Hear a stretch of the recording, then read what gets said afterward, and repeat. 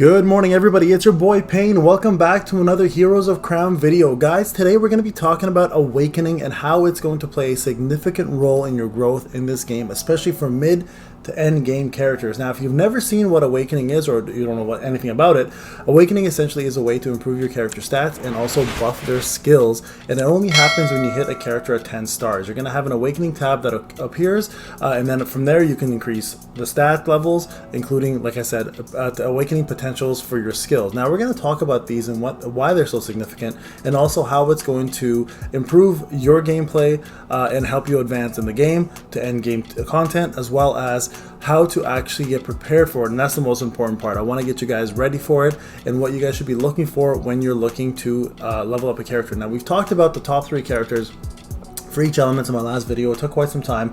The reason why I did that is I want to get you guys prepared actually for this portion of it.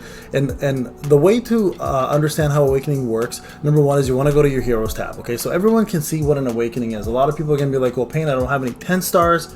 How do I know what Awakenings my character has? Don't worry about it, guys. The game has actually done something pretty cool for us, and a lot of games actually don't do this because you actually have to get a character to that point, and then you can see their Awakenings. But in here, if you go to the archive under the Hero tab, you can actually see everyone's potential Awakening, so you kind of get a better idea of who you want to focus on and who you don't want to. Now, the reason why I want to show you guys this is I want to show you the materials that's involved, the cost of it, and what you guys need to get in terms of duplications. Yes, 12 stars is not the end of it all, guys. You actually do need additional duplications of your characters to get to the max 5-star Awakening, and again, it's a pretty significant boost to your character. So let's look at it, guys. We're gonna go ahead and take a look at someone like Morian, okay?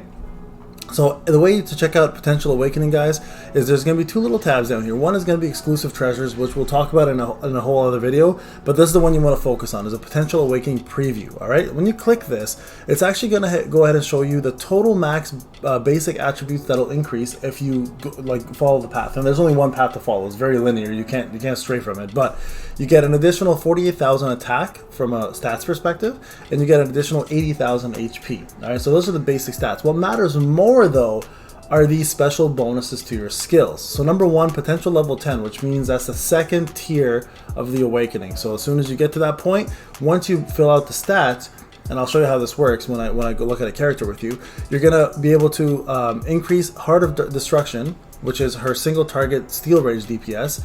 It'll actually give her a new effect which increases her speed by 5. So when you actually see that, you're going to notice underneath the skill it's going to have potential level increase speed by 5. Now what that is an increase to her base speed by 5. That's all that is, okay? So it's not changing the move in this case, it's just adding an extra buff to her existing skill. So all it does is increase speed by 5, additional to what's already happening, okay?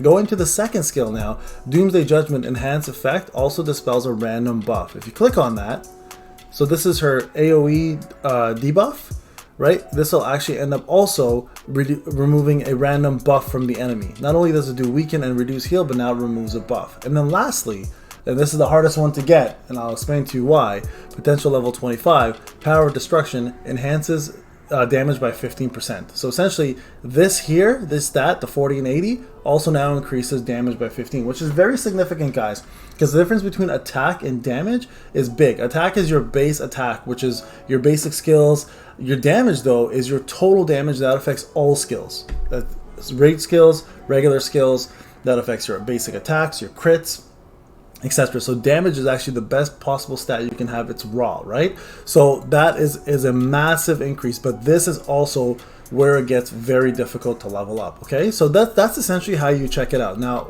if you want to look at anyone's, click on any character you like. You can see all of their potential Awakenings. You can see how it affects them and how it changes them. It is a massive change to the way a character plays. And on a tier list, for me personally, I'm going to be focusing when I create my own tier list or when we update the new tier list that's already out. I've asked the team to include Awakenings because at end game, Awakenings make or break a character, and sometimes when a character looks really good and you get to the 10-star level and their Awakenings are crap, it actually will reduce the tier level of a character. All right, so you can check out everyone does have an Awakening in them. If you're a 5-star, whether you're a core or a legendary elite, it does not matter, you will have an Awakening. As you can see here, this guy here is not a core, but he does have the actual awakening. Now their stats are going to be a little lower in terms of how much they get, but nonetheless it is available. 4 stars on the other hand, guys, do not have potential awakenings, okay? So keep that in mind. So 5 stars is going to be your focus. That should always be your focus. All right, now how do you level and how do you prepare for awakenings? Okay, this is where it gets extremely expensive, and this is where you need to start planning, right? So let's talk a little bit about awakening. So I'm going to go ahead and click on a character. Let's say Dragon Princess here. I actually just recently reset all of her awakening. So if you click on awaken, you're going to see that tab pop up. Okay, you're going to have this little section, and like I said, it's very linear. Start here and you move your way up. Anything that has an icon of a skill, you can eventually get that extra awakening potential on that skill, right? But first you have to clear out all of these other stats before you get there. All right, so the first one you'll do, you'll get attack, HP, attack, HP, attack, and then once you get those filled out, it moves on to the next tab. You got to get all these done to get there, then it gets here, etc. Now, once you get to the third one, guys, the resource changes. All right, so I want to show the initial resource. This resource here is called a potential fragment. So the way to get them right now is you go through the Sky Shop, you spend your points, and you get them every, I think it's 4 or 5 days. All right, so you get the yellow ones and you get the red ones. So there's 2 different kinds, right? These, so you can see here, this activates level 1 to 10. So these 2 right here, once you get to here, it changes to red, and I'll show you those in a second, okay? Once you get to the last one, it no longer takes either resource. What it takes then is a duplication of your character. So you need duplications. It goes 1 dupe, 2 dupe, 3 dupes, and then you need a 6-star dupe, and then another 6-star dupe. So it takes quite a bit to finish up a character. So it's very, very, very costly. And you can see here, gold is nothing to scoff at because it starts at 2 million and it just goes up from there per stat. All right, but again, these are extremely important for you guys to focus on, and this is why it's important that you know who you want to awaken. You can't just awaken everybody because you just won't have the resources for it or the duplicate characters. All right, so let's take a character like Moraine, who I've been focusing on. Okay, so you guys know how expensive she is already. Here's how her awakening worked. Okay, so as you can see here, I'm at the last stage of her awakening. I need to get a 6-star Moraine in order to get the last 8,000 and then another 6-star Moraine to complete it, okay? As you can see, the amount of gold to do that is 24 million per section, and then probably for the last one here, probably gonna cost about 30 million, okay? So if you do a quick reset, the total amount of resources to get to this point is gonna cost you this much, all right? You need to get 1, 2, 3 dupes up to this point, 309 million gold, 2,150 of the potential crystals, and then 1,300 of the potential fragments.